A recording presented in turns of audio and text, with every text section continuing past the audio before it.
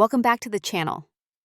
Today, I'm going to tell you about an incredibly special story when the most fearsome dark monster of the Empire suddenly requests maternity leave. Lucia, the Knight Commander with a nickname that makes people tremble in fear, has always been known for her ruthless strength and unmatched tactics on the battlefield. But who would have guessed that one day she would stand before the Emperor and declare she has a child, who's 5 years old? But this isn't some cheap love triangle story, folks. The truth is, Lucia has traveled back in time carrying memories of an unforgivable sin. She was the one who led a sacred young girl to a tragic death. Now given a second chance, can a cold-blooded warrior become a good mother and change the child's fate? Join me as we explore this touching and dramatic story. Along the hallway, firm footsteps echo as Lucia's boots hit the stone floor, the guards of Her Majesty. They open before the young knight the enormous doors of the throne room. At just 20 years old, Lucia had already reached the rank of commander of the Empire's knights, thanks to her cruelty and unmatched tactics. She received a nickname that people whisper with fear, and thus Lucia was known by all. As the dark monster, she arrived at the audience with the Emperor moving forward with a steady stride. Alongside the servants who bow their heads, they tremble in fear. Surrounded by courtiers, the Emperor greets the young woman. Lucia greets the son of the Empire without mentioning her last name. This angers the courtiers, but the girl does it anyway, because she severed all ties with her noble family as soon as she reached adulthood. Manhwa. Lucia hears how people behind her comment about her, but she doesn't worry at all. The Emperor dismisses all the courtiers from the hall, promising to take care of the paperwork later when left alone with the knight. He notices how much the young woman has grown. In the last 5 years, Lucia doesn't miss the opportunity to mention that the Emperor, in that time, has aged. His Majesty always knew the girl had a sharp tongue, but decides to change the subject, and asks about Lucia's achievements, anticipating that soon there will be 4 Masters of the Sword. In the Empire, that title is only granted to the most elite swordsmen. Currently, there are 3 Masters of the Sword, one in each allied nation. The Supreme Commander is one of the greatest swordsmen on the continent, but when he retires, the Empire will suffer a great loss of military power. To prevent this, the Emperor ordered Lucia, whose talent was unmatched, to train for 5 years. During all that time, the young woman never disappointed him, and that's why he now eagerly awaits her report on the work done. He asks Lucia to demonstrate the master mark, the scarlet aura of the sword. However, the girl just sighs deeply, because the reason for her visit today is completely different. The dark monster came to ask the Emperor for permission to take maternity leave. At first, His Majesty doesn't even understand what the girl is talking about. He laughs, thinking it's one of her strange jokes. After all, this girl never paid attention to the flirtations of young noble families. Noticing Lucia's serious expression, the Emperor apologizes for jumping to conclusions, as in these 5 years, something must have changed.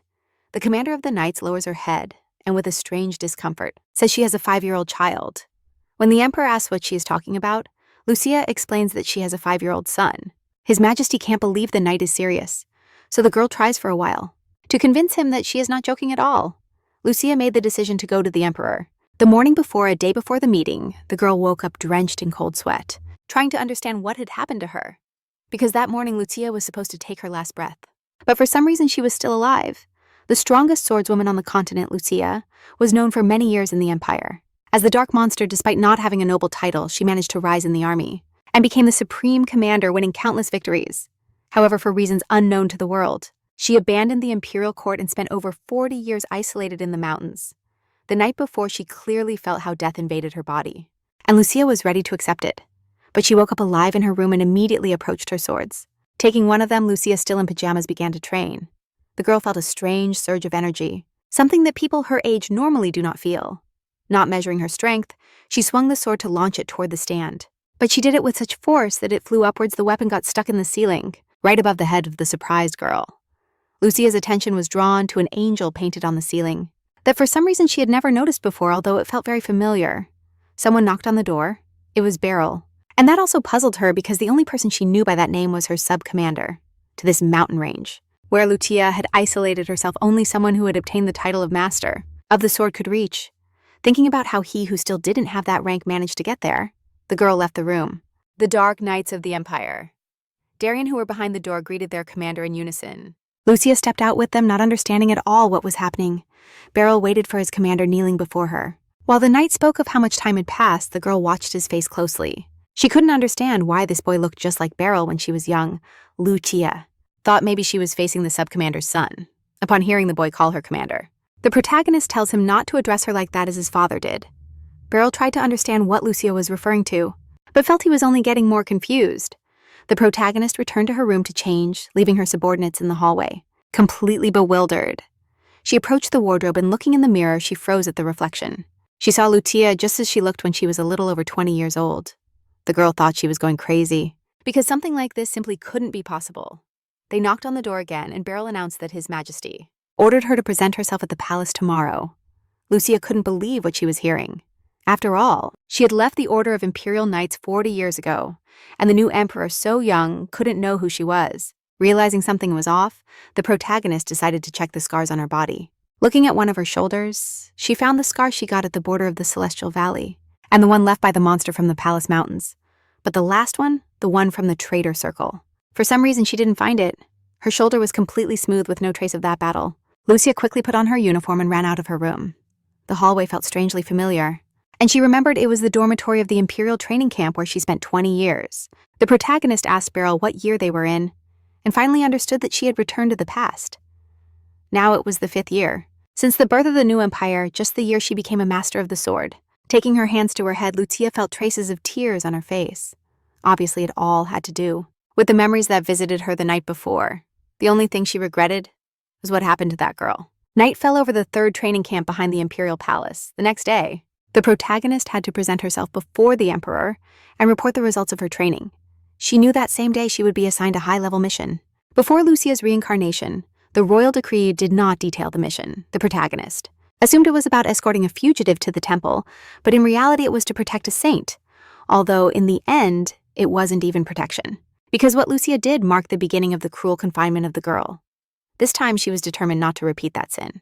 Because after the proclamation of the new empire, the black decay of the prophecy appeared, which destroyed the land and caused famine amidst that chaos. Just as it had been prophesied, a saint appeared, and alongside her grew a sacred tree that restored nature. As soon as Lucia was named commander-in-chief, she stole secret documents from the temple. In them was detailed information about the prophecy. And the saint, upon awakening with the power of life, was immediately sealed in the sacred tree to extract her life force. But the documents mentioned nothing about that tree, and it was evident that someone planned to use the saint's power for their own benefit, and it was Lucia who led that girl to her death with her own hands. Although upon receiving the mission, the protagonist did not know the whole truth. She couldn't stop feeling guilty. She could no longer serve those who prospered after the saint's death. So Lucia decided to leave the palace and live in the forest. She didn't care if it was the will of the gods, or if fate had brought her there. That's why this time the protagonist was determined. She had to save that girl. Fate gave Lucia the opportunity to redeem her sins. And that's why she's willing to do everything in her power to ensure this story has a different ending. The next morning, the young woman got up at dawn and went to the port that was near the capital. She remembered she had to be around here in the black market, where smugglers used to frequent. And now in that place filled with greed and selfishness, Lucia had to find the girl. She decided to concentrate on searching for the little one, and ran towards the boxes while checking everything around her. The protagonist thought about how a girl could be in a place where the smell of decaying corpses was unbearable. Suddenly she noticed a completely new lock on that dilapidated warehouse. Realizing that, maybe that was the place she was looking for, Lucia unsheathed her sword, the weapon filled with a powerful aura. And with a single strike, the girl broke the iron lock into pieces. Inside the room, she found cages with rare birds, and very valuable ones. The smell of the place was unbearable, and Lucia covered her nose with her hand. The protagonist decided to synchronize her body with the environment to feel every detail. Wrapped in a bright light, Lucia closed her eyes and focused. Although weakly, she managed to hear the heartbeat and the anxious, nervous breathing. The origin of those sensations was deep inside the warehouse, and Lucia ran straight there. Upon opening the doors wide, the girl froze in the threshold. Thus she found again that scared child sitting on the floor. Wrapped in a dirty sack, without hurrying so as not to scare the little one, Lucia approached a little closer. She tried to remember if she had ever talked to children of that age. She had never been able to visit the children of her acquaintances, and even Hit, whom she picked up on the battlefield, was older than this girl.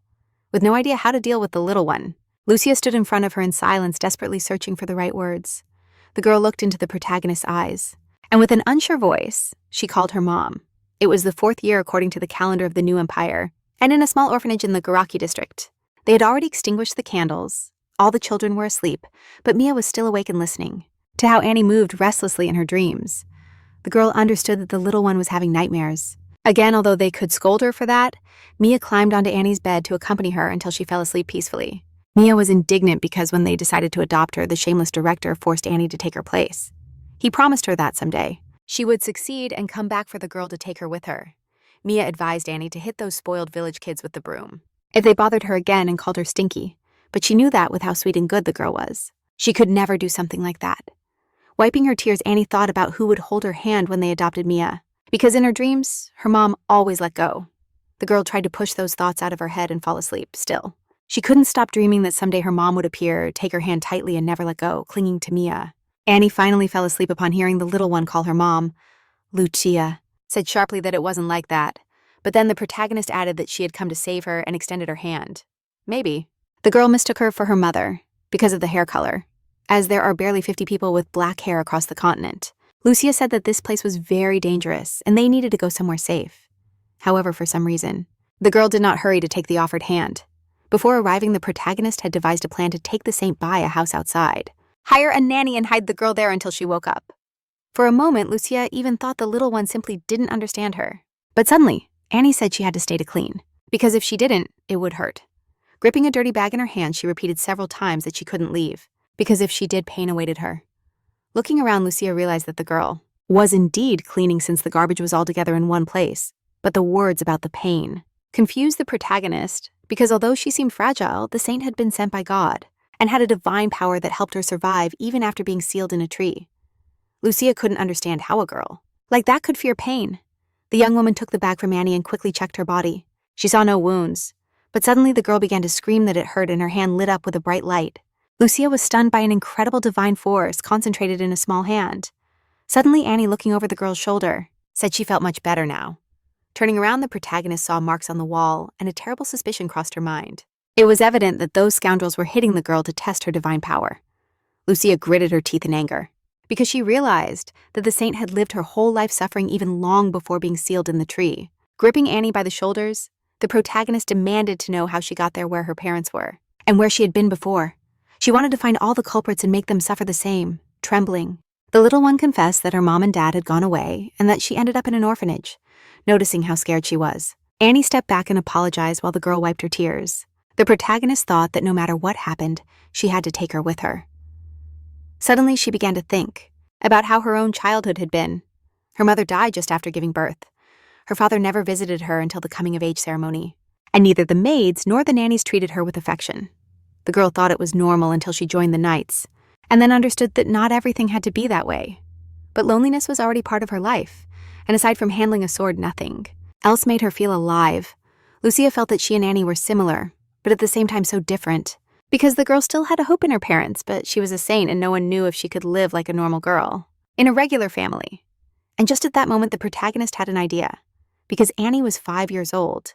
The same time her training lasted, Lucia confessed to the little one that they were very similar, and that she also grew up without parents. Extending her hand toward the girl, she told her there was only one way to protect her, and for that, they had to become family.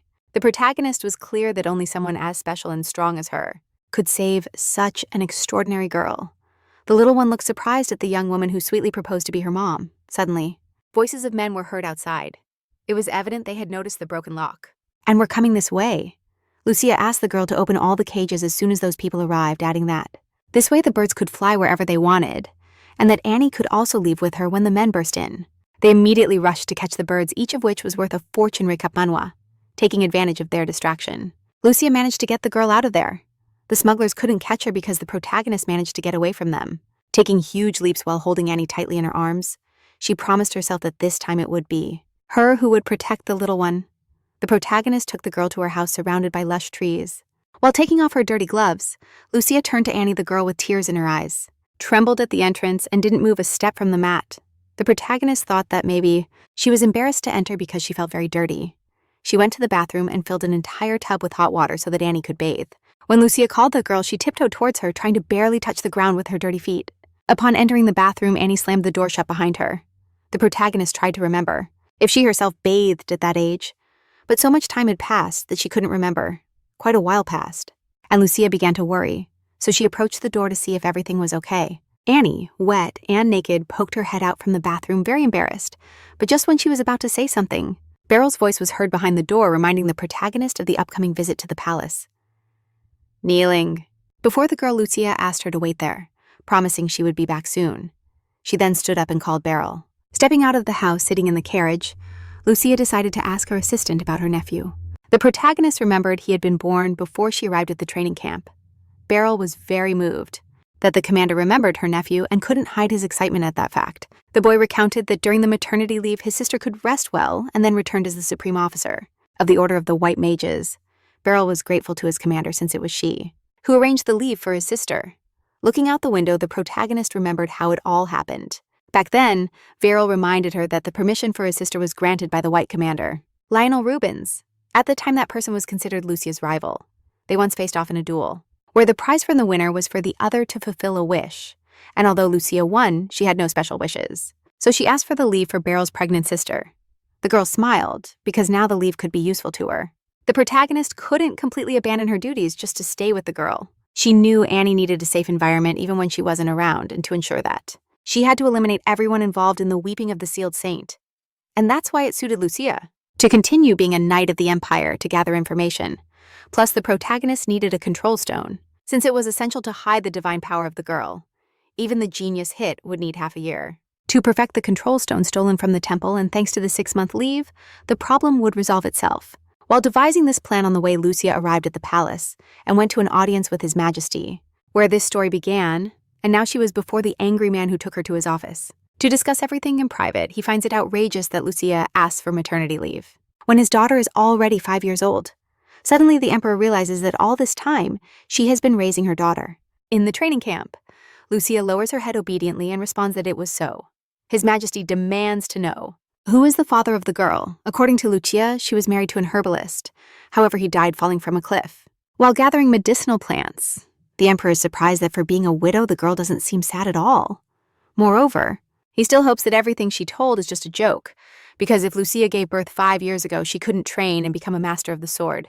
And neglect her duties and use the training camp for her own ends is a crime to Lucia. It seems that someone as kind as the emperor, whom she has saved many times, shouldn't act so importantly. She is sure he just wants to appear stern, although in reality, his hands are trembling under the weight of the cup, thinking that in her past life the cause of the emperor's early death was alcohol. The protagonist takes a pen from his desk, filling it with the power of her aura. She makes an elegant movement, barely grazing the tip of the pen against the cup in the hands of His Majesty. Lucia cuts it in half. Shocked by what he sees, the emperor tries to understand how it's possible, because not even a master of the sword can control such fierce energy through a soft object. This could mean that the girl has achieved even much more than the level of master. The emperor's mood changes immediately, and Lucia demands they give her a paid leave of 6 months and keep her spot at the academy. Upon leaving the room, she adds with a smile that she reduced the size of his cup to fit her size. The emperor watches the cheeky one who dared to make a comment about how much he drinks. After finishing the procedures for her leave, Lucia returns home. She imagines the emperor's reaction when he discovers that the girl he responded to is actually the saint he plans to seal upon entering the protagonist. Checks each room one by one, searching for Annie. She doesn't find the girl anywhere and wonders if she is still bathing. When she enters the bathroom, she sees Annie standing at the edge of the tub, stretching to reach a towel hanging very high. Just at that moment, the little one's foot slips, but Lucia manages to catch her in time. She asks why she is still there. With tears in her eyes, the girl explains that she couldn't reach the towel in any way. Lucia notices the dirt on her own shoes and thinks that she wouldn't mind a bath either. She lowers the girl to the floor. But for some reason, Annie doesn't stop crying. The protagonist thinks that maybe she should help Annie dry off. Since the maids always helped her with that, they did it even when she was over 90 years old. And now it's her turn to raise a girl alone. Lucia saved the saint by deciding to become her mother, but suddenly realizes it will be much more difficult than she thought. After the bath, she seats Annie at the table, but the girl hasn't even touched the food. The protagonist can't understand why the little one is behaving this way or what has her so sad. Lucia imagines that raising the girl will cost her a lot of money. Since 9 years ago, she severed all ties with her family, and she doesn't have extra money. But she's glad to know she burned all the documents, and no one will be able to find out the girl's identity. Moreover, the emperor has not issued any orders regarding the saint yet, and Lucia has 11 years ahead of her until her awakening. Until then, she must use the control stone to suppress Annie's divine power, and track down everyone who participated in the sealing. But for now, what Lucia must first worry about is what they will eat tomorrow. Suddenly, Annie interrupts the protagonist's thoughts by saying she wants to go back. Surprised by those words, Lucia asks her if she wants to return to the orphanage. In reality, Annie doesn't want to go back because having a mom in a bathtub with real hot water was like a dream, but the girl feels that Lucia is tired and thinks she is useless, struggling to find the words and speaking of herself in the third person. Annie says she is dirty and shouldn't be sitting here not fully understanding what she means. Lucia looks around and admits that this place is not the most suitable for a girl. She tells her that she is partly right. But suddenly the little one starts crying even louder. The protagonist tries to understand the meaning of Annie's words. She lowers her gaze to her dirty boots, and suddenly, she realizes that the girl was referring to herself. Lucia tries to explain that it was she who dirtied the bathroom with her boots. But Annie starts crying louder, blaming herself for ruining everything. The legendary dark monster feared on the battlefield feels how powerless she is in front of a crying girl. But the girl quickly composes herself and finds a way to handle the situation. Lucia says that sending Annie to the orphanage is not the best solution. Moreover, this place where they are now is not her home, so it is unnecessary to keep it spotless. When asked what this place is, the protagonist responds that it is part of the imperial palace. Mia had told Annie that the palace is like a paradise where radiant people live, who never worry about food. Looking at Lucia, the girl thinks of how different those people are from her. She believes that if she can help her new mom clean, she will smile and stay with her a little longer. Annie says she can do it all, and the protagonist feels a pang of guilt thinking about the purity of that little one's heart. Realizing that there is already trust between them, Lucia tells the girl her name and then asks Annie to start calling her mom as soon as possible and to keep secret that she used to live in an orphanage. Thinking that the woman sitting in front of her will now be her mother, the little girl gasps. Lucia apologizes in advance and warns that from now on she will be called something else. The protagonist wonders what name would suit the little one, and at that moment, a knock is heard at the door. With a gesture, she signals to Annie to be quiet and gets up from the table. Not understanding who it could be, Lucia takes her sword and suddenly sees someone climbing through the window. Against the sunset sky, a blonde head appears in the window, taking the unexpected visitor for a mercenary. Lucia unsheathes her sharp sword in an instant. However, the boy who jumps into the room raises his hands and laughs, surprised that the commander doesn't recognize him, as it has only been 5 years since they last saw each other. He doesn't know that all of this was in a past life, and now the protagonist barely remembers the people from her youth. The boy reminds Lucia that he is Bernon Javier, a third-rank knight. The Shadow of the Fox, the best in reconnaissance among the Dark Knights, confesses that he almost peed himself from the scare when the commander pointed the weapon at him. Behind Vernon, someone else enters through the window. Jillian Olivia, a second-rank knight, immediately notices the girl in the room who looks a lot like her commander. After her, another knight enters through the window, Hit, who also can't stop looking at the girl. The three are astonished at once at how that little thin girl can look so much like Lucia. Standing behind them with crossed arms and a serious expression, the protagonist asks them why these idiots decided to enter through the window instead of using the door like normal people. Lucia's loyal entourage is surprised that after only 5 years, she now speaks like a 90-year-old woman. Now the protagonist remembers that these three were always impulsive and sharp-tongued. She realizes she needs to work on her way of speaking, which gives her away as an old hermit. Lucia turns to Annie and sees that Jillian has already picked her up in his arms and throws her into the air. Recap Manhwa. The girl was so scared that she couldn't even scream, so the protagonist snatched her from Olivia's arms. Vernon mocks the girl, who as soon as she enters, has already earned the commander's displeasure. He rushes to show them all how to treat children and offers Annie a candy. Suddenly, Lucia feels the girl has fallen asleep in her arms, instantly knowing nothing about children. The protagonist wonders if it is normal for them to fall asleep so quickly at that age. She hurries to take Annie to bed, ordering her entourage to stay there and not touch anything. The three stand still, confused by their commander's excessive bad mood. Meanwhile, she lays the little one on a soft pillow and sits next to her on the edge of the bed. She touches the girl's forehead to make sure she doesn't have a fever, since she spent so long naked in the bathroom. When the protagonist is about to get up from the bed, she hears Annie whisper her name. Lucia smiles and confirms that the girl remembers well how to say her name, looking at her with honey-colored eyes. The little one asks her to give her a name. The protagonist smiles and tells her that from now on, her name will be Mia. As she falls asleep, the girl repeats her name several times, with joy warming Lucia's heart, because she has given her the name of her mother, Lavinia Kluwer, whom she missed all her life, even though she never met her. Upon returning to the hall, Lucia tells her close ones that she now has a daughter, but she flatly refuses to tell them the name of the girl's father. The emperor told her it was better to keep quiet if it was about some herbalist. The three knights decided to apologize to the commander for suddenly entering through the window. They are willing to accept any punishment for what they did, so they immediately start doing squats. Lucia sits Gita next to her, and although the others are annoyed that she chose her favorite, the protagonist explains that she simply is the most small. Vernon still finds it strange how she could raise a child without anyone finding out. Lucia justifies it by saying that until now the girl had been raised by her father. The knights think that the commander should hire a nanny because she is not one who can take care of a child alone, and realizing that, once again, they said too much, they punished themselves in that moment. Looking at them sternly, Lucia declares that they need neither a nanny nor a maid. She thinks she can totally handle raising the kid, but from the looks on the guys' faces, it's clear they don't share her opinion. Jillian decides to take a risk and asks for permission to give her point of view. She's afraid the commander will end up killing the girl before she even gets to kindergarten. It's like she doesn't even know how to organize her own things. She doesn't know how to respond to that comment. Vernon suggests that Jillian take care of cooking and cleaning, while he promises to handle the girl's education. Annoyed that they all decided without consulting her, Lucia says that's not going to happen. And she kicks the guys out. However, Vernon already knew she would respond like that, so he prepared beforehand. He pulls out of his pocket a letter with the imperial seal. His Majesty wrote that Lucia's subordinates burst into his office and also asked for vacation to help their commander. The protagonist, with shaking hands, leaves the letter on the table, afraid to imagine what those mischievous ones did for the emperor to write a letter like that personally. Lucia asks why the knights who are supposed to protect the empire acted so recklessly. Everyone starts talking at once, saying they waited for their commander for 5 years, and that in her absence, the other orders always provoke them for no reason. With tears in their eyes, Vernon complains that they have no support from the nobility, and that they too go through many hardships. Lucia understands that her subordinates really had it tough, but now, by her side are Vernon, a cultured man Jillian from a family of famous chefs, and also the genius Heath. And with these valuable companions who fought by her side for over 20 years, raising a child will be much easier. Sighing, the girl accepts the hands offered for help. Happy, the knights say goodbye to their commander and leave through the window. Standing in the middle of the room, Lucia thinks she should seal the window.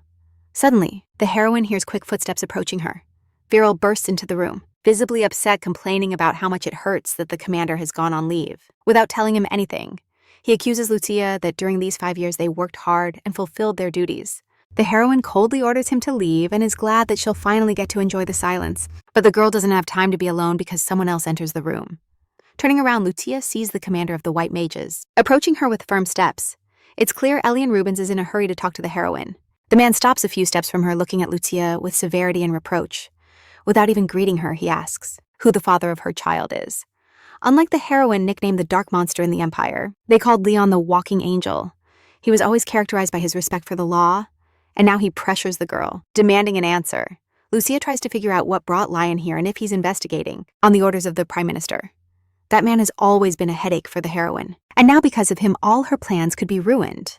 That's why Lucia declares she has no reason to tell him anything. Looking at the girl sternly, Lion advises her to keep that stance, because if he finds out that man's name, he'll kill him with his own hands. Leaving the commander's office, 3 of his loyal subordinates comment on how Viral cried like a baby. Neither Jillian nor Vernon can believe that child was actually born of Lucia. They think their commander only touches men when she slits their throats with her sword. While those two discuss how much the girl resembles her commander, Heath doesn't say a word, but suddenly interrupts their discussion, and Jillian and Vernon look at him in surprise. The boy says the commander has changed a lot. Heath, always attentive, noticed how much Lucia wants to protect that girl, even though in her past life. The protagonist didn't interact much with Lion. He always seemed quiet and reserved, which is why the words he just said surprised her so much, because something strange is clearly going on with the commander of the White Mages. Meanwhile, Lion himself thinks angrily about why Lucia was with someone so irresponsible and despicable, because the emperor, after much interrogating, finally told him that the girl's father abandoned the girl and fled. His Majesty laughed and added that in that man's place he would have also fled from a woman like Lucia.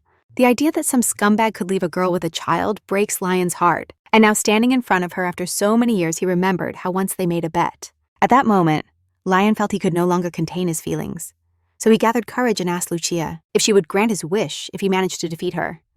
Lion challenged her, hoping to awaken even a bit of interest in her for him. But in the end, in that fight, he ended up completely defeated. From that day on, Lion decided to wait for Lucia until she reached the level he was looking for and opened her heart to him. But now, standing in front of the girl, he sees worry on her face. Lion doesn't want her to look at him that way, so without thinking much, he turns around and leaves the protagonist filled with questions after his sudden visit. The girl doesn't understand why he suddenly talked about killing the child's father or what all that meant. Several days pass, and the protagonist's life slowly starts to take on a familiar rhythm. Just as her loyal subordinates promised, they help her take care of the child, clean and cook. Now Lucia is no longer scared of the idea of being a mother, and the situation seems perfect for raising Anya. Sitting on the couch, Vernon, Gillian, and Heath complain about their commander's parenting methods. Not wanting to hear them, Lucia silently watches the little girl who is crouched down, cleaning the floor with a cloth until it shines. And even though Heath wants to do it for her, Anya excitedly says she can handle it all by herself. She scrubs every stain on the floor with great care, not letting any of the knights come close or take the job from her.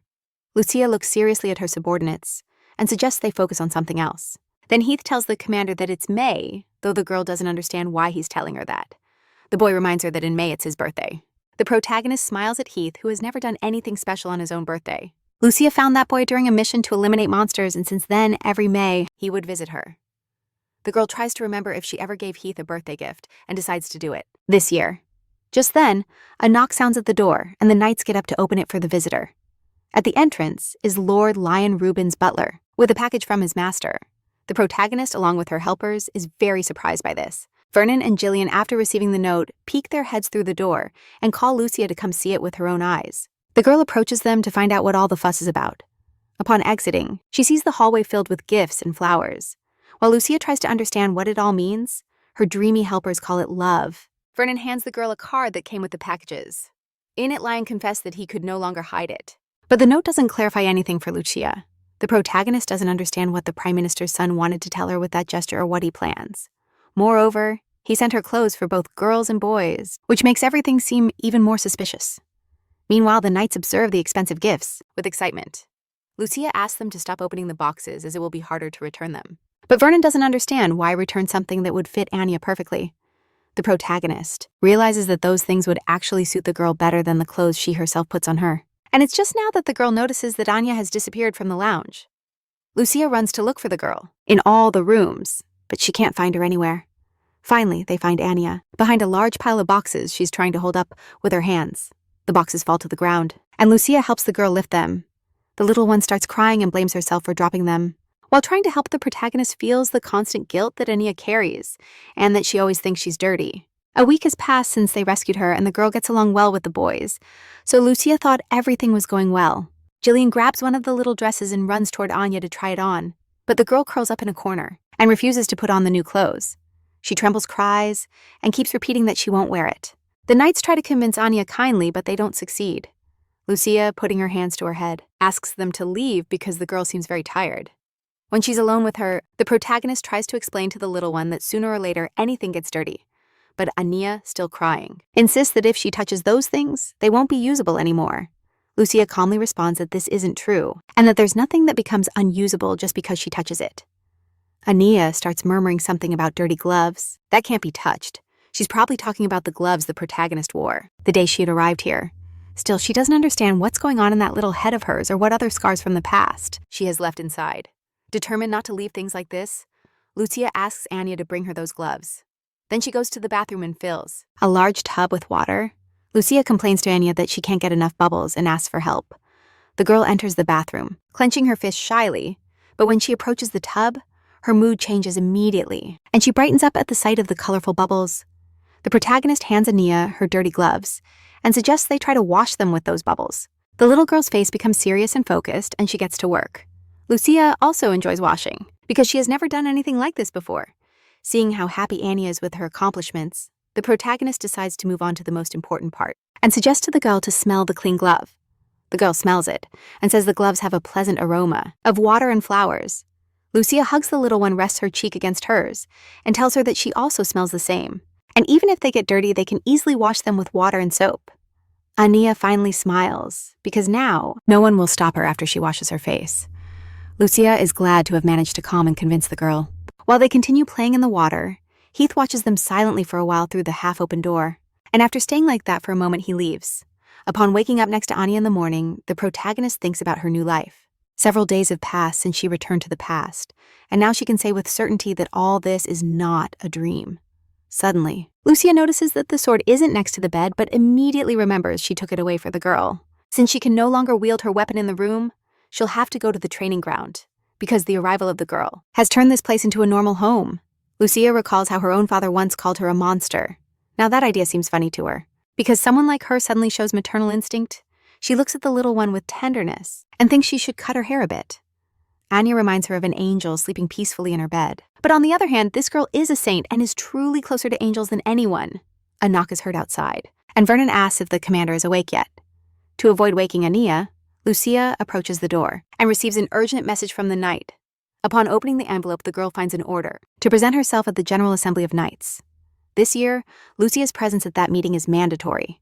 For the past 5 years, Varel attended these events in her place, so now the protagonist can't refuse to go. In the Imperial Knights Administrative Center, routine work continues at full speed. Varel, from the famous Baron family known for their industriousness and honesty, thanks to his incredible dedication, became a deputy commander.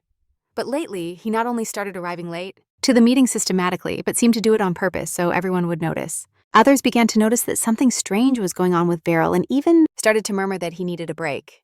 In reality, the boy was just trying to get the commander's attention, because he was annoyed that the one he was so loyal to didn't even notify him that she was going on vacation. However, despite his constant delays, Beryl continues to fulfill his responsibilities well, recap Manhwa, and today he was very surprised that the administrative center received a response from the commander, something that hadn't happened in a long time. Beryl didn't expect that despite being on vacation, Lucia would still send him an invitation to the General Assembly. Suddenly, he realizes he's in trouble since they're just calling the commander, when he's already gotten used to arriving late to work. With firm steps, Lucia heads to the door of the meeting room, dressed in uniform. The girl enters the spacious room where the other knights are already seated, around the round table.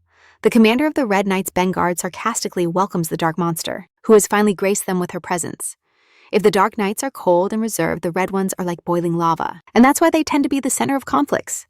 Keeping calm, Lucia takes a seat and responds that it has indeed been a long time since her last visit. She doesn't miss the fact that Lion Rubin's place is still empty. Vanguard received rumors that Lucia went on maternity leave and wants to know if it's true, because he finds it hard to believe. It seems to him that the Emperor pulled some trick since a woman who just gave birth couldn't become a swordmaster in just 5 years.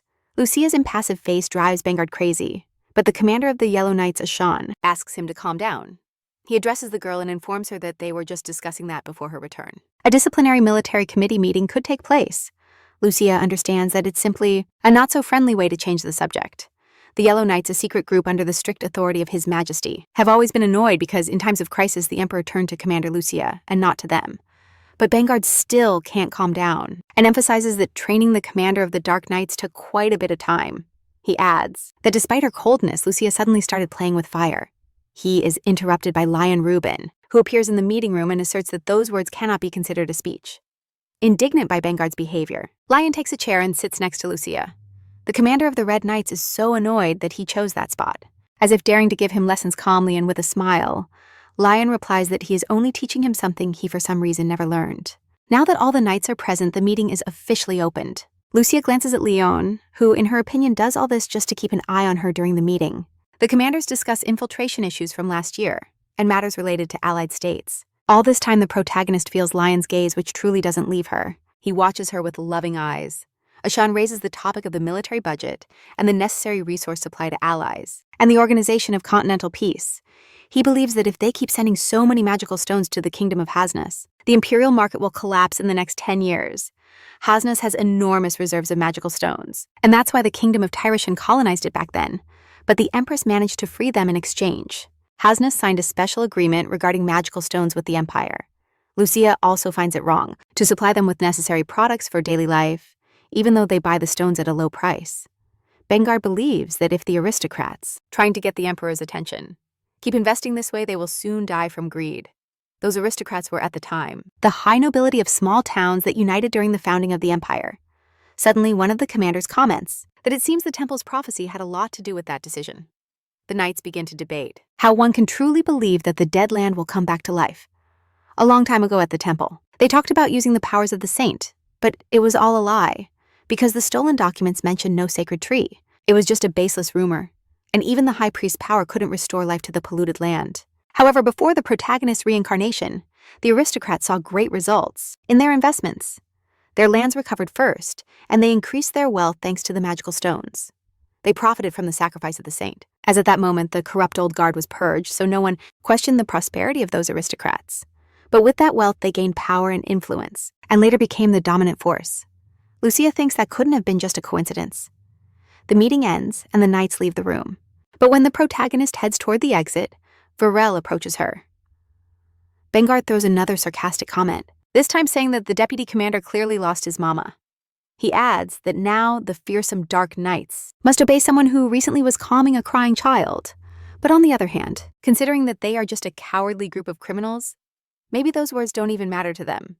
Those words hit Lucia like lightning.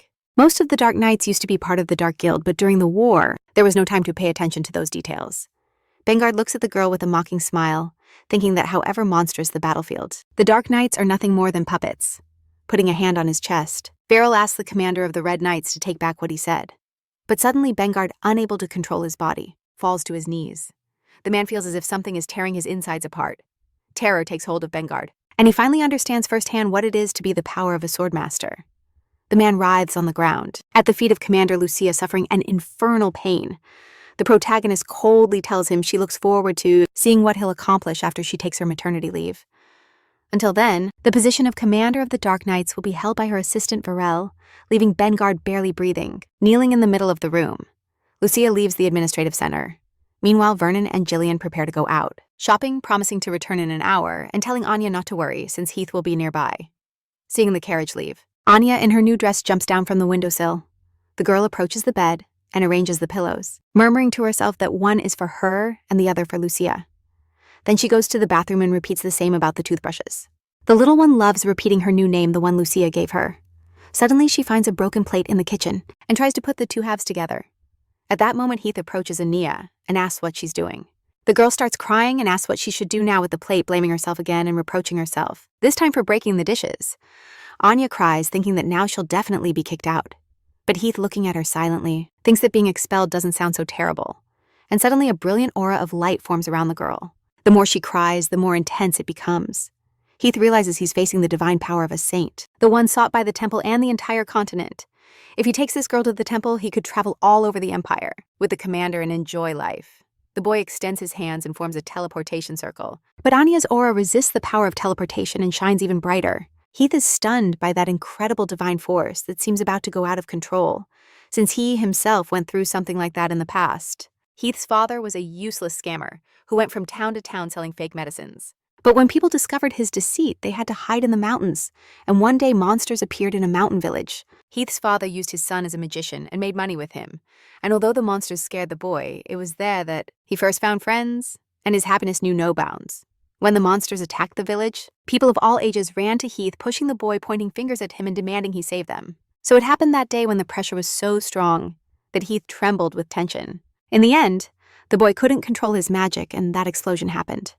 Now the boy is in front of Anya, and all those memories come back to his mind. He extends his hand to the girl, and the blue energy of his magic cools a bit, the bright yellow fire of her aura. He wonders if that girl's divine power will go out of control, just like it happened to him before. Heath asks Ania if she wants to stay here, and she responds, yes, in a trembling voice. Seeing her silly expression, the boy wonders if he looked like that when he lost control. He passes his hand over the pieces of the broken plate, and they join together to form one. Anya, fascinated, places the plate on the table.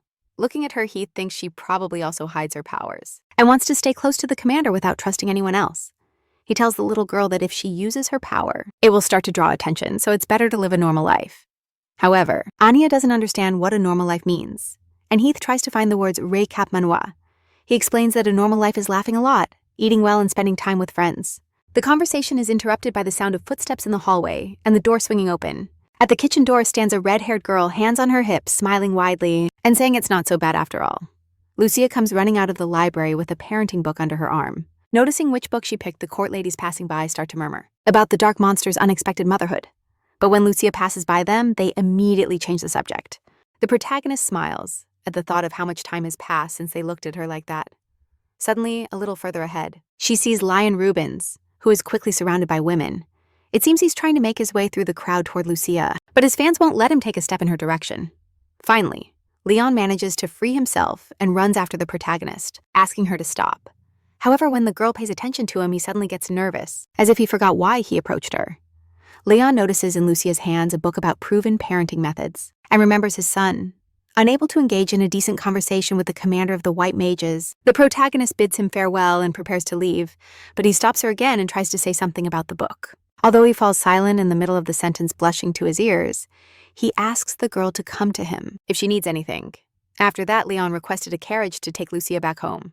The girl thinks the rumors about his impeccable manners are totally true, but then Lucia remembers the note. He left her, which she interpreted as a hidden threat, and becomes even more confused. The protagonist observes attentively the cover of the book, and for some reason the child's face on the cover seems familiar to her. The carriage approaches a bridge under which a pleasure boat sails. The laughing people on the boat left their carriages on the bridge and went down to the water, causing a traffic jam. The coachman asks the protagonist to wait a moment while he tries to resolve the situation. The girl decides to take the opportunity to walk a bit along the bridge, stretch her legs, and look around. She observes the river and enjoys the perfect weather, which is actually ideal for a boat ride. Suddenly, upon looking closely, the protagonist recognizes a boy who is having fun in the company of some young aristocrats. He also sees the girl and, surprised by the unexpected encounter, cheerfully greets the commander. As Lucia reaches solid ground, he apologizes for blocking her way and tells her he was planning to enjoy a stroll alone, but he happened to run into those young ladies. The Empire's crown prince Aaron Azriel Darion has always been very popular. Lucia respectfully greets the young son of the Empire and immediately asks for permission to take her leave. However, Aaron stops her to give her a gift in honor of her new title as swordmaster, handing her a rattle while still smiling. The prince asks if Lucia's child isn't too big to play with that kind of toy. The protagonist thinks that Aaron is mocking her, but she doesn't show it and smiles back. The prince says he didn't know the commander of the Dark Knights had a child. Without responding, Lucia turns around and heads toward her carriage, but Aiden stops her because he wants to say something important. Suddenly, he confesses that he's been watching Lucia for quite some time. Without turning around, the protagonist tries to understand what he means, exactly by those words. The prince's girls behind him start to whisper, but she doesn't pay them any attention, and only when Aiden asks if it's true that no one knows who the child's father is does Lucia turn around. The protagonist met the crown prince when she was 16, assigned as his escort. She treated Aiden just like everyone else, but for some reason, he began to feel sympathy for her. The prince observes Lucia's face, which hasn't changed at all in these 5 years, and his heart keeps beating just as strongly. The protagonist looks at His Highness's companions girls so young that she can't even get mad at them. But Lucia can't leave things like this, so she walks determinedly toward the group. As she approaches the trembling ladies, she tells the prince with a teasing smile that she won't reveal who the child's father is, because back then she spent nights with many. The young aristocrats blush, shocked by such a bold confession, and those words surprise not only the girls, but also the prince, who for a moment looks thoughtful with a mischievous smile. But suddenly His Highness's nose starts to bleed and the blood splatters on Lucia.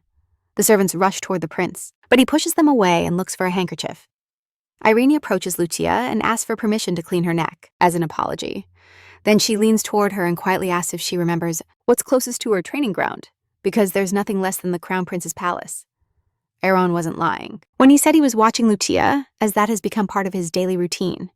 However, it seems that her child not only was born very small, because all that time the prince never saw the girl. With a bulging belly and a pregnancy in those 5 years surely wouldn't have escaped his notice. Stepping away from Lucia, Aaron promises it will be their little secret. He extends his hand to the girl and tells her he just wants to get closer to her. Lucia looks at the prince's hand and replies that she understands perfectly. The girl's determination impresses Aaron again, and a fine line of blood comes out of his nose again. Upon returning to the training ground that is now her home, Lucia reflects on the prince's words. The protagonist doesn't understand his intentions to get closer, since in her life she has barely exchanged a few words with him. In her previous life, 3 years. After ascending to the throne, he died young without reaching 40. But now he says he's been watching Lucia every day and doubts the existence of her child. In any case, she'll keep that secret until he asks for something in return. And for now, the girl has no other choice but to trust him. Upon entering the house, Lucia witnesses a strange scene. Vernon is crawling on the floor in a squatting position, and a red-haired girl is sitting on his back. The protagonist asks the knight, who can barely stand being a pony, who that girl is. The girl looks at her with green eyes and asks her the same question about Lucia herself. But instead of an answer, she receives a hit on the head with a ladle. Jillian, who comes running from the kitchen, yells at Yvonne for daring to speak to the commander like that. Embarrassed, the girl explains that she is her niece, whom her sister asked her to watch for a while. The protagonist checks the room trying to find Anya, although Yvonne replies that she's not there. Lucia still finds the little one. She's sitting under the table, and for some reason she's trembling, thinking that the children are obviously playing hide and seek. Even though Yvonne replies that she's not there, Lucia still finds the little girl sitting under the table, and for some reason she trembles, thinking that the kids are obviously playing hide and seek. The protagonist approaches the girl silently from behind, but as Nia's playing with her friend, Lucia pretends not to have seen her and says she's going to go up. Upon hearing this, the girl immediately runs out from under the table towards Lucia and asks her not to leave, and Yvonne comes running behind, shouting that she has found Nia with her hands on her hips. As she usually does, the girl asks her aunt who that beautiful but serious lady is who looks like a crazy person. Lucia smiles and introduces herself to the girl as Nia's mom. Yvonne doesn't believe the protagonist because she thinks that moms are usually big and fat, and Jillian scolds her again. The girl promises that from now on she will stay quiet, and Lucia is surprised at how effective her aunt's parenting methods are. Smiling, Yvonne kindly introduces herself to the protagonist, then runs to Nia and asks if she wants her mom. When the little one responds that she likes Lucia, Yvonne is surprised that she calls her by name. When she asks why she doesn't call her mom, the girl's eyes fill with tears. She apologizes and says she's very sorry. However, Lucia feels the gazes of those present who also want to know the answer to Yvonne's question. The protagonist knew that sooner or later this day would come, but she has no idea how to explain it. Nia comes to the rescue saying she can, and putting her little hand on her chest shows that it hurts. There. The girl spent almost her whole life in an orphanage, and the kids there learned that if you like something, someone takes it away. That happens to her with everything she likes, but she's afraid to admit it, whether it's toys, pillows, or even toothbrushes. The protagonist understands that Nia has gotten used to hiding what she values most. This little one never learned to share her happiness with others, and even one word, like mom, she prefers to keep it to herself. The combative Yvonne suspects that Lucia must be very bad and that she hit Nia when she called her mom, but the girl immediately comes to the protagonist's defense, covering her with her body, and responds that that's not true at all. Jillian grabs Yvonne by the neck and explains that Nia loves her mom so much that it even hurts her chest to say that word. Those words leave Lucia shocked, because she doesn't understand why this little girl loves her so much. The gentleman organized a snack for the girls in a clearing of the inner courtyard next to the training field. Yvonne teaches the girl how to hold the cup well placed on the blanket. The girl marvels at this beautiful place, because her mom never bought her toys like those of Nia. After thinking a bit, she asks if next time she can bring Cesar too. Nia responds that she must ask for permission first, but Yvonne says she'll do it herself right then. She asks Lucia if she can take Cesar with her. The protagonist gives a nod of approval to the girl, and Yvonne is surprised at how kind this woman can be so firm like a rock. She quickly chooses the spot that will now be their secret base. It's a small playhouse that Leon sent for Nia, along with the other gifts. Suddenly, she remembers the words of Hit, who explained what it means to be normal. Nia thinks she wants to be like her new friend, but quickly remembers the kids from the orphanage who refused to be her friends and demanded that she obey their orders. Her eyes fill with tears again, and she decides to do whatever Yvonne tells her to avoid, going back to the orphanage. Suddenly, the girl tells Nia that they have a problem because her pocket money has run out. Her mom taught her not to accept anything for free, not even from her first friend. The fact that Yvonne considers her a friend greatly encourages Nia. The girl tells her that until now she had only had male friends, but according to her, they aren't much use.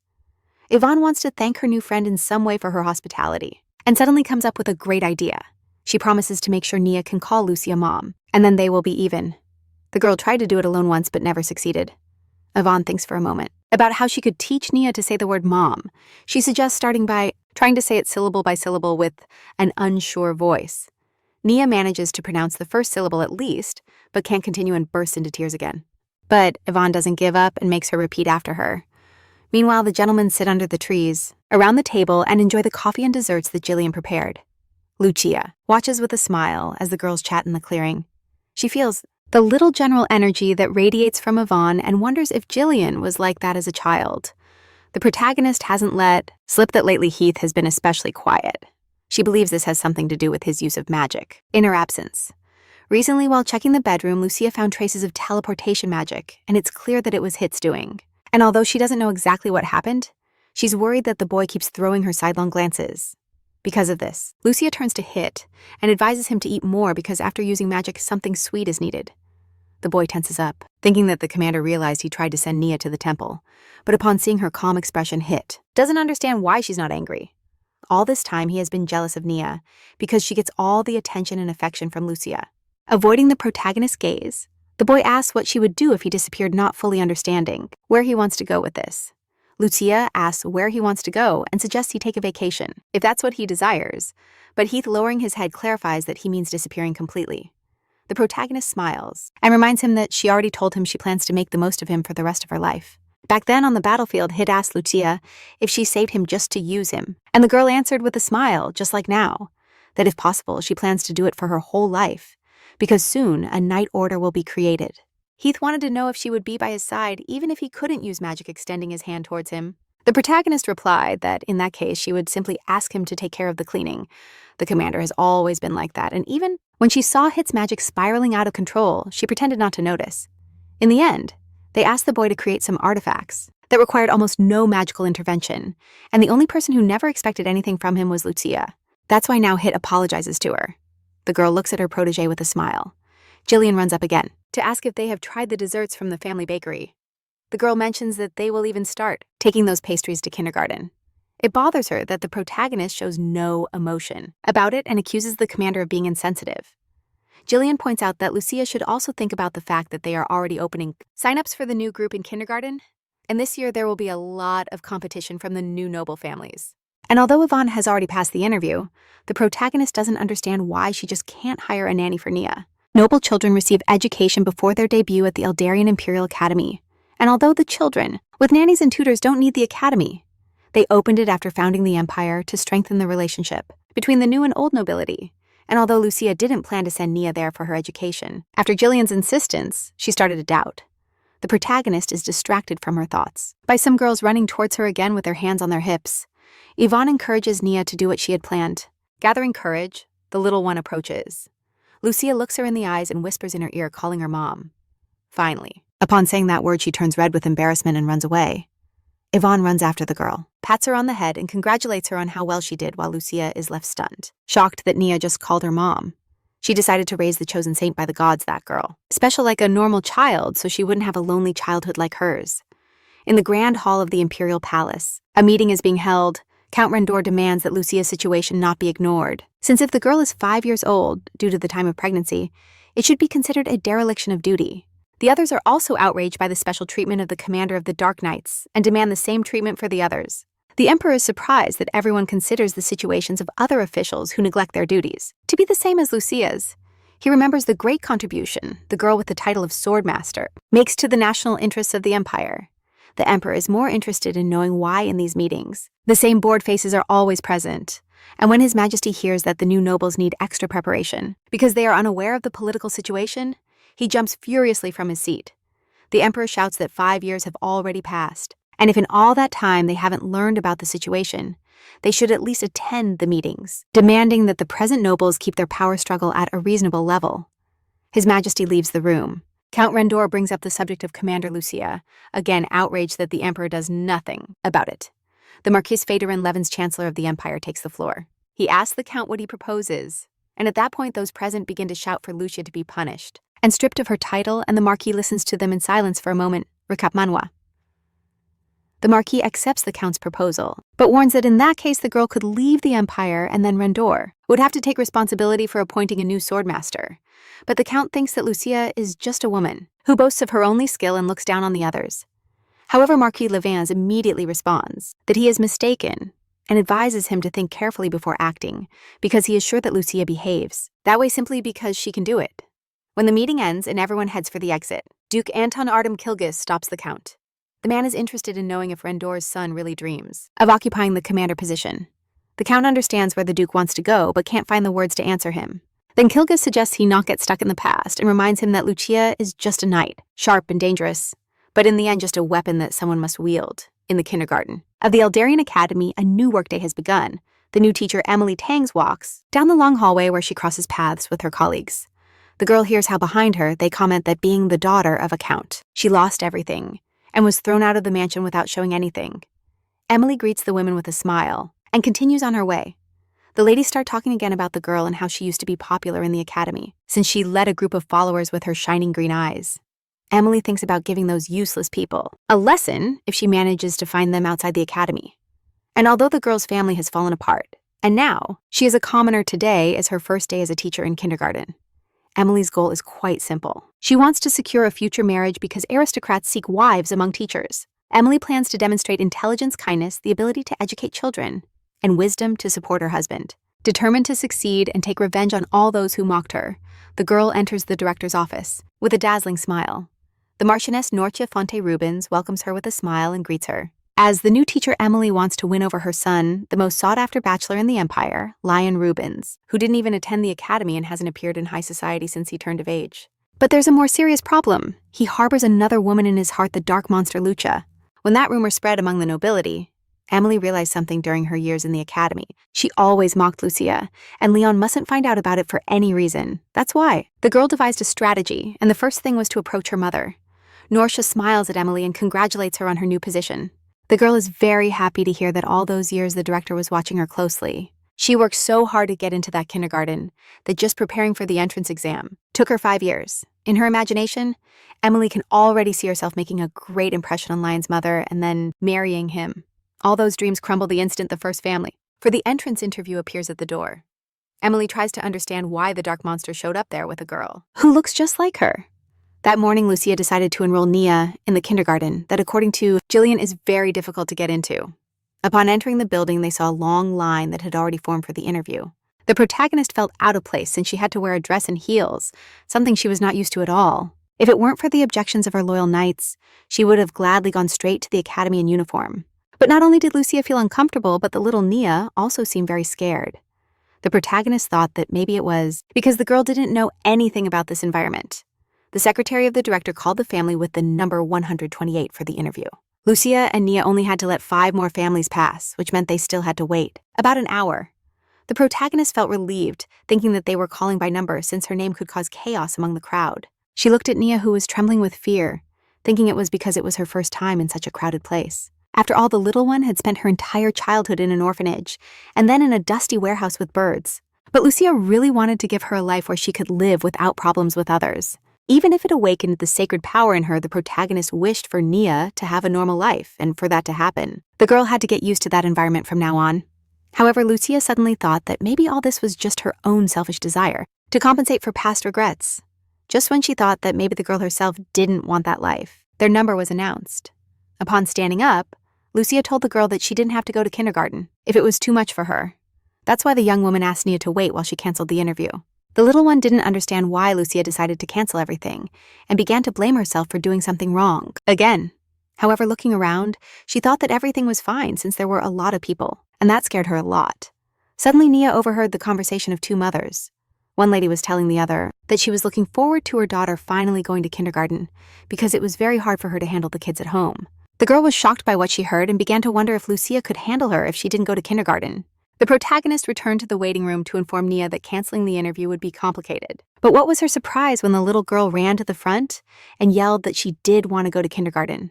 Although the other ladies were delighted with the girl who, unlike their children, wanted to study on her own, Lucia tried to understand the reason for her decision. That's how the first-time mother and her adorable daughter ended up in the interview. The director marvels at their matching outfits and confesses to feeling a bit envious, since she only has sons. Lucia watches closely the strange woman who welcomed them at the door. She had heard that this girl was her age and taught at the academy, but she couldn't understand why she trembled so much. Marchioness Norsha tells Emily that she can leave if she has urgent matters, and she happily says goodbye.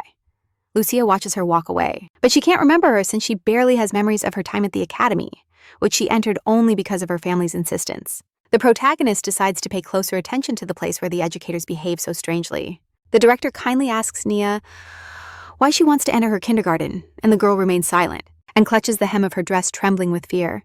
Lucia still isn't entirely sure about the system of this place, but the image of the director isn't very different from the books she wrote. While in the books about children and their education, only the elegance of a swan gliding on the water is spoken of. She prefers to focus on realistic parenting methods. Mrs. Norsha realizes that Nia really doesn't want to go to kindergarten, so she asks her directly. The little girl looks surprised at the director but doesn't respond, and then she asks her if she has friends. Lowering her head, the girl says she has a friend named manhwarecap Manhwa. The Marchioness comments that that's wonderful, because even if Nia doesn't go to kindergarten, she can still give gifts to her mom every day because in this world, there is someone who values her stories as if they were jewels, and that person is her mom, who will be delighted to hear everything Nia tells about the time she spends with Yvonne. Lucia smiles at seeing how the girl absorbs every word the Marchioness says. Nia excitedly asks if she can really tell her mom her stories every day. The director confirms it and adds that now the girl can express everything she has inside. This entire conversation reminds Lucia of some lines from Mrs. Norsha's book, Shy Children Don't Stay Quiet, because they have nothing to say as their hearts are full of stories. They just need more courage to start talking openly. The interview ends and Lucia and Nia say goodbye to the director. Mrs. Norsha shouts that Nia has been accepted into the kindergarten, which greatly surprises the protagonist, who thought the results would come out in a month. The woman strokes the little girl's head and smiling asks who else could have a place here if not this girl. Then looking at Lucia, she adds that she said it jokingly and that she actually has her own reasons for accepting Nia, because according to her, her silly son is causing problems for the girl while the Marchioness thinks she fully supports her son's decision. Lucia tries in vain to understand what is happening. Norcia's words about treating each other like family confuse her even more, since after all, they will see each other every day. A month passes, and the time comes to prepare for the kindergarten admission ceremony. Lucia takes Nia to the workshop to order her uniform. Following the protagonist with hesitant steps, the girl looks in awe at the displayed dress models. An advisor rushes over to the visitors to ask if they have come to pick up the little princess's uniform. The kindergarten opening ceremony is usually held at the end of summer, probably because of the time when the empire was founded. While observing the girl, the consultant showers her with compliments and asks who did that beautiful hairstyle for her. A little more relaxed, Nia excitedly tells that it was Vernon, who braided her hair. The protagonist noticed that after talking with the insightful Norcia, the little one changed a lot and now talks and smiles more. The consultant asks Lucia and her daughter to wait a moment while she attends to the previous client.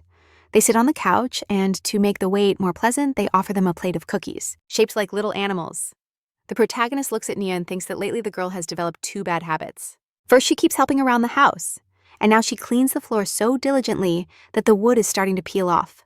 But Lucia is afraid to say anything about it, and the second bad habit is that Nia hides what she likes. That scares the protagonist more than her obsession with cleanliness, because if she continues like this, the kids in kindergarten will take everything out of her hands.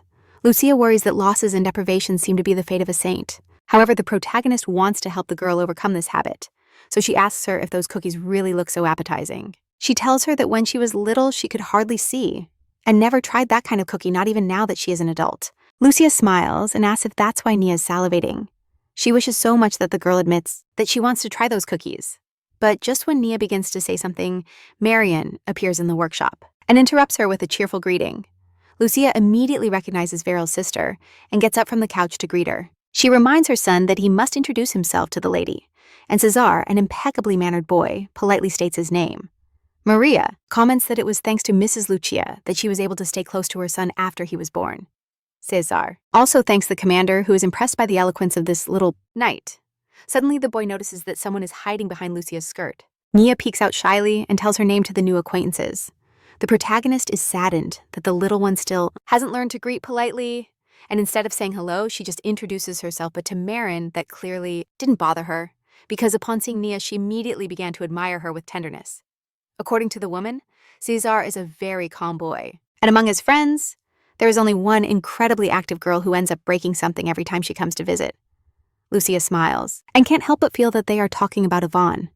Finishing up quickly with the fitting, the workshop worker decides to thank Nia for her patience, offering the girl a little basket of sweets and telling her to take some. Nia looks at the basket in silence for a moment, but then shakes her head to reject it.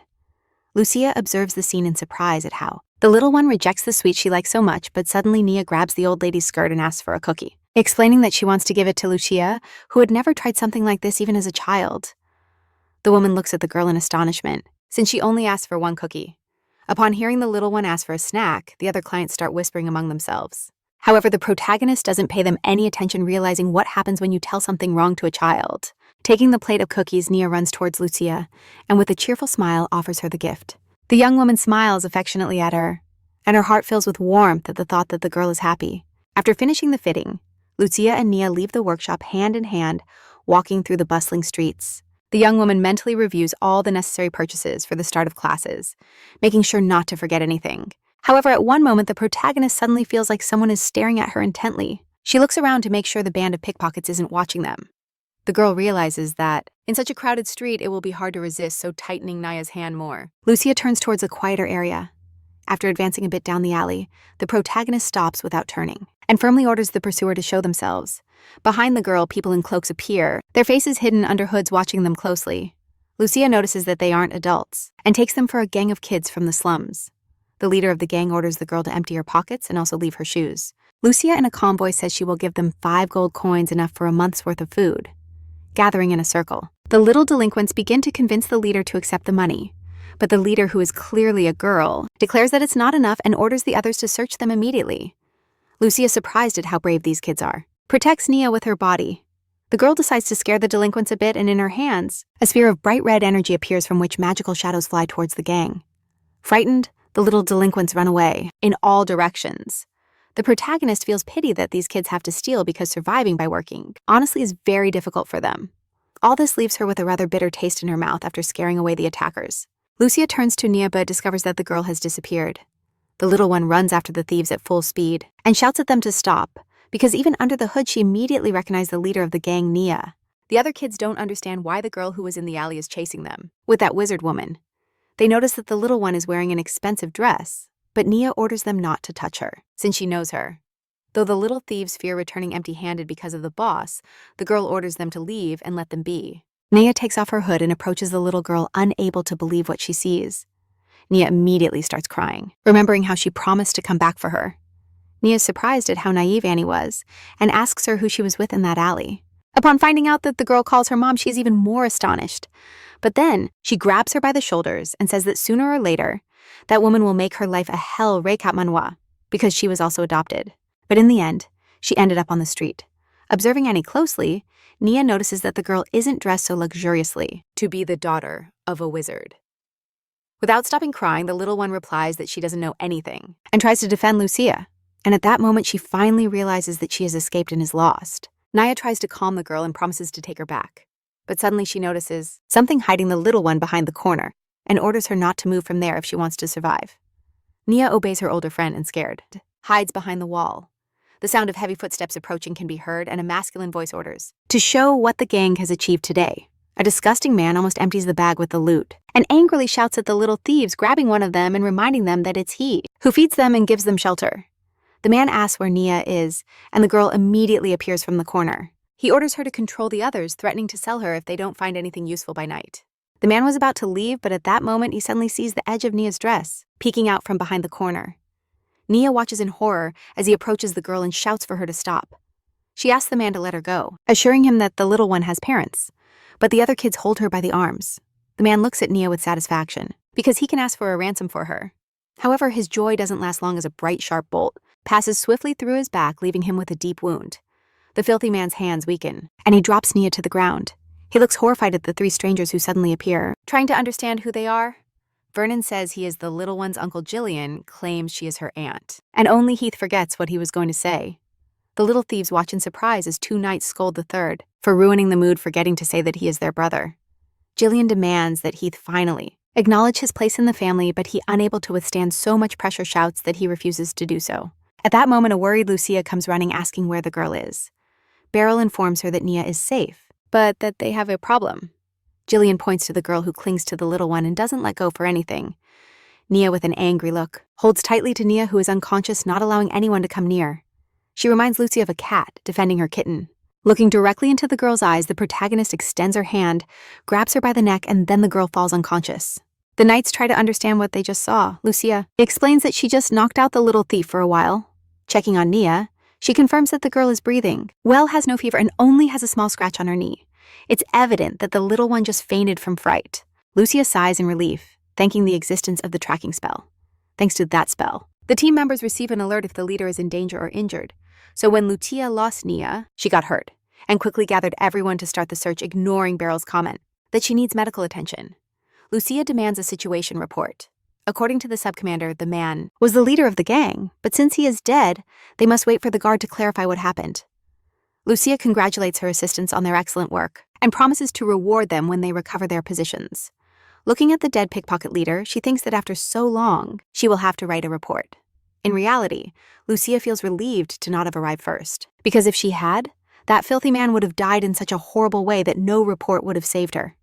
Upon returning home, the protagonist lays both girls on the sofa. Nia is the first to wake up, and rubbing her little eyes, immediately calls for Mom upon seeing Lucia. She runs into Lucia's arms and in tears blames herself for what happened. The protagonist tries to calm the little one. Since she was very scared, Nia tells her how she saw her little sister and ran after her. Lucia hugs the girl. Happy that everything turned out okay and that she is now completely safe, the young woman wipes Nia's tears. She asks her to let her know next time if she wants to go somewhere so they can do it together, looking down. The little one suddenly notices blood on Lucia's hand and screams in fear. The protagonist convinces the girl that it's not her fault she cut herself. Not understanding anything, Nia asks her not to do it again. Because the wound looks very painful, Lucia explains that it's okay and she did it to protect her. The little girl wants to help Mom. She brings her hand closer to the wound and a divine energy illuminates her and helps it heal, feeling an incredible warmth. The protagonist tries to understand how Nia manages to heal her, as helping others with divine power depends on the level of training. After completely healing Lucia's wound, the little girl falls exhausted on her shoulder. At that moment, Mia also regains consciousness and approaches the protagonist and tells her she knew this would happen.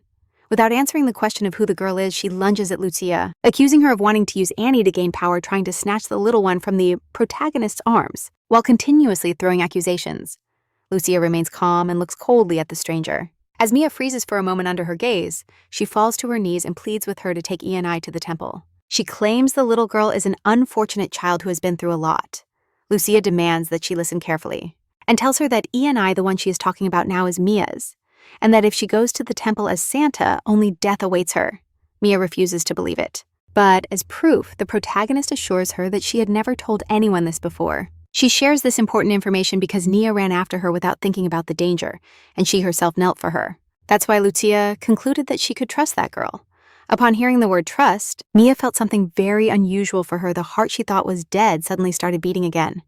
Marion is at her job, in the office of the White Mages, and while doing tasks, chats about news with her colleague, telling her that she met Commander Lucia yesterday at the workshop where they make clothes for children. According to Marion, it's clear that she's preparing her little one to enter kindergarten.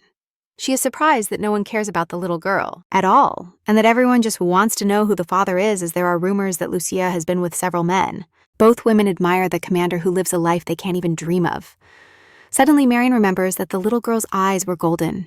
She thinks that the father could be Lion Rubens, which would explain her sudden obsession with Lucia. However, the woman doesn't want to jump to conclusions because she knows another person with golden eyes, and it's none other than the heir Prince Iron. With his angelic appearance and that bad boy charm lost in these thoughts, the women don't notice that Commander Leon enters the office. Noticing the startled looks on his subordinates' faces, he tries to find out what's going on, but they ask him not to pay attention to it. Leon leaves some documents on the table and sits in his place.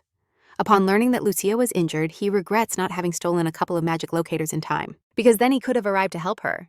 Seeing that this is a typical case of love fever, the colleagues decide to give Lion advice. They tell him he shouldn't keep showering the girl with gifts because now she needs someone she can trust. Lion remembers that Nia's father ran away, and that Lucia, as always, keeps the name of that scoundrel secret. He wonders if a woman so loyal would give a chance to another guy, recap Manhwa. Marion talks about her meeting with Lucia yesterday, and that she plans to take her little one to kindergarten. According to her, all the other families will go to the ceremony as couples, and it's a shame that the commander is going alone. Suddenly, Marion realizes she can organize something and tells Lion that she has come up with a brilliant idea. The day of the entrance ceremony arrives, and Lucia and Nia head to the academy. The protagonist looks out the window and thinks about how quickly time has passed. The morning cries still resonate in her ears, and when she holds her head, Nia worriedly asks her if it hurts. Recently, an unpleasant article came out about the Dark Knights, and for the sake of the little girl, Lucia must keep her identity a secret. But keeping such a secret is not easy at all, especially for someone like her. Nia keeps asking Lucia if her head hurts. The protagonist smiles and assures the girl that she's fine, but just in case, she reminds Nia again that she must not use cotton candy. That's the code name for the divine power, and Lucia decided not to teach her the real name. As a precaution, the protagonist wonders how that girl Mia is doing. She seemed like someone who hates owing favors. So instead of inviting her to stay, Lucia helped her settle in the palace. The protagonist remembers Mia's excited look when she saw the imperial palace, so she thinks it will be fine. Finally, the carriage arrives at the academy, around which colorful balloons float. Lucia and Nia, dressed in matching outfits, get out of the carriage and head to kindergarten. The protagonist feels like a plump bird in that lace-filled dress. In the celebration hall, families have already gathered, chatting among themselves while drinking champagne. Lucia is used to the fact that wherever she and Nia are, they always attract special glances, and today is no exception. The little girl eagerly observes the contents of the gift box given to her for the festive ceremony. Lucia reminds the girl that all of that is hers, and asks what she's going to do with those things. Nia replies that since they belong to her, she will take good care of them, and that answer satisfies the protagonist. Two women sit with them at the table. Barons Mira and Certain Poffin introduce themselves to the young lady.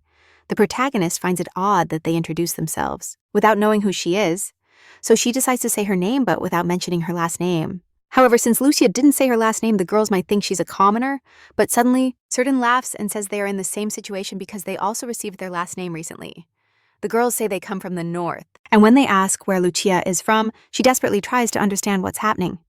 Finally, the protagonist remembers that the new nobles were required to request a last name, so Lucia manages to avoid an awkward situation. But suddenly Mira notices that she doesn't see the girl's husband anywhere and assumes he must be very busy. Lucia briefly responds that she doesn't have a husband, and silence falls at the table. The protagonist is sure this must work, because in high society, a widow without a husband is a relationship without a future. She hopes the ladies quickly find an excuse to leave her company. However, Lucia can't help but worry about how they will treat Nia after this. The little girl looks at her mom over her shoulder with her big golden eyes, full of questions. At that moment, the protagonist feels both baronesses standing behind her chair. Certain says she had that feeling from the moment she entered here. The girls start crying because they think Lucia's husband went to war and want to comfort her. Ingratitude. For that, technically leaving aside the topic of the husband, the war did happen, and the immigrant nobles are actually alive thanks to her. Lucia doesn't get to respond when suddenly she finds herself in the spotlight of the crowd, which keeps praising her and her husband, the hero. Unintentionally, she has somehow become the perfect noble wife. Surprised by so many women crying, Nia worriedly asks her mom if everything is okay. At that very moment, everyone's attention turns to a new guest at the ceremony. Lucia turns to see who caused the commotion in the hall, and when the crowd parts a bit, the girl finally sees the newcomers. Leon Rubens entered the hall dazzling with a radiant smile. He was holding hands with a boy that Lucia recognized instantly because it was none other than Cesar. Immediately, the energetic Yvonne approaches to find out who that older brother is who brought her friend. The boy explains that it's Leon Rubens who came today instead of his parents. Upon recognizing him, as the same white mage that Caesar usually plays in his games, Yvonne bows. Lion introduces himself to the young lady and asks her to take care of his companion. All this scene amuses Lucia a lot since Yvonne returns to acting as usual. The teacher asks everyone who entered the Sparrow class to take a seat. Yvonne, Cesar, and Sardinia sit in the front row and listen to her attentively. When the teacher asks who wants to introduce themselves first, Yvonne immediately raises her hand. The girl goes to the front, puts her hands on her hips as usual, and says she comes from a family of boys who make desserts, and in the future, Yvonne wants to win a baking contest. The children know her bakery very well, and the teacher comments that Yvonne is full of energy. The next to introduce himself is Caesar Chaplin, whose dad is a teacher at the academy. But he wants to protect the empire like Commander, Leon. Then Gedrin, son of the head of the Merchant Guild, goes to the front. When the boy talks about buying a title, the children raise their hands excitedly wanting to get one too. Nia's sitting in her seat, nervously playing with her fingers because she knows her turn is coming soon. When the little girl goes to the front, she goes blank, not knowing what to say. The teacher suggests she talk about her dream like Caesar did. Gaining courage, Nia smiles and says that her mom is very pretty and a great knight. Jadrin starts teasing her and says that his dad thinks knights are beneath boys and that she shouldn't even dream of it holding her head. The teacher tries to explain that this behavior is unacceptable and that the boy should apologize. But since Gedrin thinks that with his wealth he doesn't have to apologize, Yvonne jumps out of her seat and attacks him with insults. Despite the teacher's warnings, the girl keeps insulting him while shaking him by the shoulders. Yvonne looms over Gedrin like a threatening cloud and orders him to apologize to Nia immediately. The teacher tries to keep the calm, but deep down she's already dreaming of leaving this job. Meanwhile, in the next room, the parents jot down information about schedules and necessary medications in case of emergency. Lucia is a little apart under a tree, listening to the advice without writing anything down, planning to leave all those worries to Vernon later. At that moment, Lion approaches her and asks how she feels.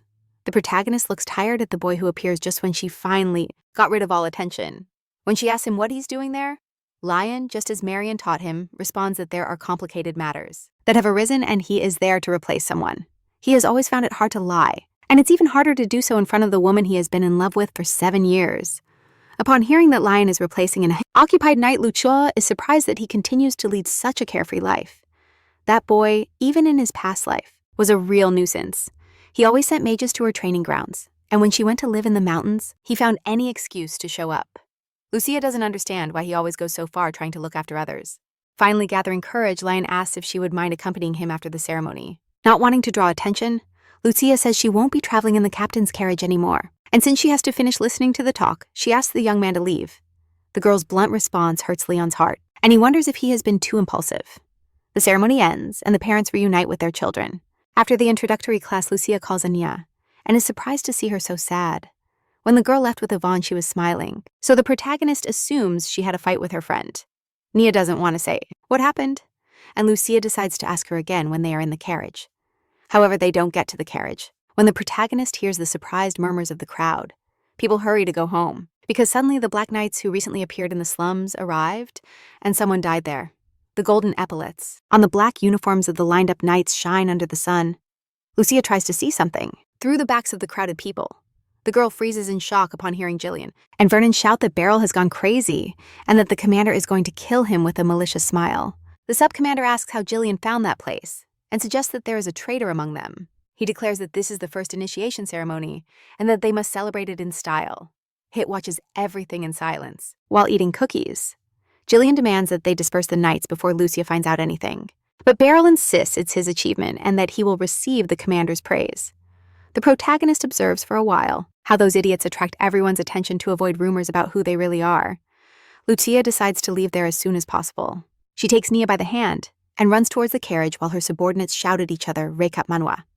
However, another strange scene catches the protagonist's attention. Yvonne, red with rage, screams at the top of her lungs that she won't apologize ever again. Her mother, holding her head, tells her to calm down, but Yvonne boils with anger, glaring at a red-haired boy. Gedren's mother says she will let this incident pass just out of respect for the director, but that next time she won't remain silent. Yuli, Yvonne's mom, apologizes again to the boy, who looks at his daughter with a satisfied smile. As soon as the adults turn their backs, he sticks his tongue out at the girl. Seeing this, Yvonne's anger towards him grows stronger, and she lunges at Gedren again. The boy's father shouts indignantly that no one will want such an aggressive girl as a wife. Never. Yuli defends her daughter without understanding why he talks about marriage with such a small girl. She loses her patience and says that the kid deserved to be hit by her daughter and blames his parents for his bad upbringing. The man turns away, and before leaving, he warns that Yvonne's family will regret it because they will demand compensation. Gedren's father calls his family, and they leave together. Once alone, Yvonne's mother tells her daughter between gritted teeth that they will talk at home. At that moment, the girl sees Nia and Lucia and points them out to her mom. The protagonist approaches the Yvonne family with a smile and greets them. Julie, a little embarrassed, apologizes for not making a better impression. She and her husband Dave introduce themselves to Lucia and thank her for taking care of their daughter last time. The protagonist apologizes and explains that she has urgent matters, so she promises to greet them properly next time. Their gazes meet, and Lucia can't ignore the rules of courtesy. But now she needs to leave there as soon as possible. However, just when the girl turns to finally go to the cart, Nia lets go of her hand and runs away, to everyone's surprise. The girl runs towards Yvonne and hugs her tightly with tears in her eyes, asking her friend for forgiveness. But she, hugging her back, responds that it's all that idiot's fault. Upon hearing those rude words from her daughter, in front of strangers, Yuli scolds her, but Yvonne responds that everyone should know what kind of scoundrel Gedren is, because he said that Mia's rank is too low to study here. Those words strike Lucia like lightning, and then the girl recounts how he boasted of having more money than anyone. Now the protagonist understands why Mia was so depressed. For her, it was easy to ignore the taunts about her title, but knowing that Nia went through that fills Lucia with horrible feelings. She has an immense urge to grab that despicable kid and hang him upside down from the kindergarten roof, clenching her fists in rage. But suddenly she hears a familiar voice behind her. Turning around, Lucia sees Beryl running towards her joyfully. Happy to finally find her commander, Vernon and Heath launch themselves at him from both sides, covering the boy's mouth. Beryl shakes free, wanting to congratulate the commander, and Jillian whispers to him to stop revealing Lucia's identity. Those around listen in shock as the red-haired knight asks his subordinate if he really doesn't remember what they call the commander among the people. Suddenly, Beryl, slipping from Vernon's hands, announces that of course he remembers that she is the Black Monster. Total silence falls, and Lucia hears the murmurs about the Black Monster's daughter studying in that kindergarten. Nia looks around, listening to how people comment, hoping she's not in the same class as their kids.